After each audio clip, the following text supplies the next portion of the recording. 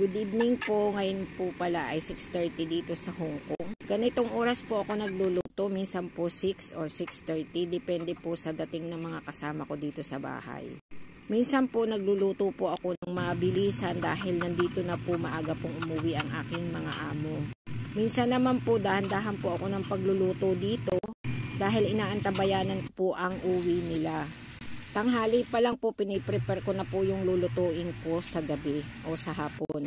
Para pagdating po ng cooking time ay lahat mag-uumpisa na lang po ako magluto o igigisa na. Minsan po hinihiwa ko na rin po yung mga panggisa ko tanghali pa lang. Pero ngayon pong araw na to ngayon ko pa lang po hiniwa at tinamad po ako kaninang tanghali. Ang pagkain nga po pala dito sa Hong Kong ay kailangan po bagong luto saka po ihahayin sa kanila. Dahil kung advance mo pong lulutuin at saka po ihahayin sa kanila, hindi na po yun masarap. Saka iwan ko po ba bakit ang pagkain dito ganun. Especially po ang gulay. Kapag po niluto ka agad, yung pong pag matagal na pong niluto ay lantan-lanta. Kaya po kung kailan po kakainin ang gulay, saka po lulutuin. At saka ang gulay po dito madali lang pong lutuin. Mga 3 to 5 minutes lang po. Ganito nga po pala ako magluto kapag po habang nagluluto at may hugas po ako, hinuhugasan ko na po para konti na lang po ang aking iinisin pagkatapos ng kainan. Siyempre tayo pong nagluluto kung alin po yung matagal-tagal, yun po ang inuuna ko. Yan nga po pala ay pritong pork. Parang style may pagka-adobo po pero hindi naman po adobo dahil wala po yung suka. Ito naman po mixed vegetable na may itlog.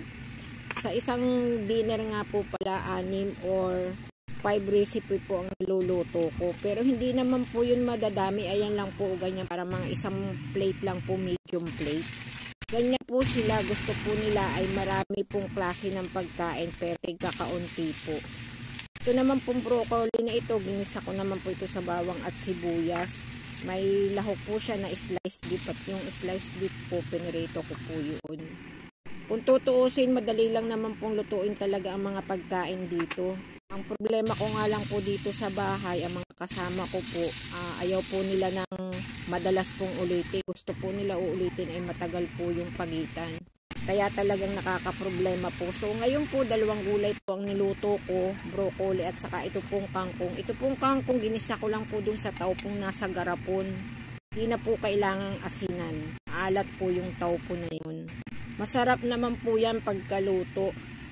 Ayan nga po pala yung spring onion. Dapat ilalagay ko po yung sa broccoli pero nakalimutan ko na. At ito naman pong ginger igigisa ko dapat sa kangkong. Hindi ko na rin po nailagay. Pero okay lang naman po yan.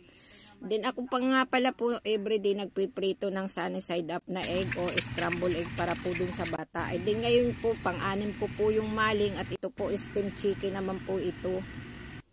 At may soup din po ako. Ito nga po pala tira kahapon. Ayan po mga amo ko, umorder pa po sila ng 2 order na ulam. That's all my story tonight. Thank you so much po. Bye-bye. Ingat po ang lahat. God bless.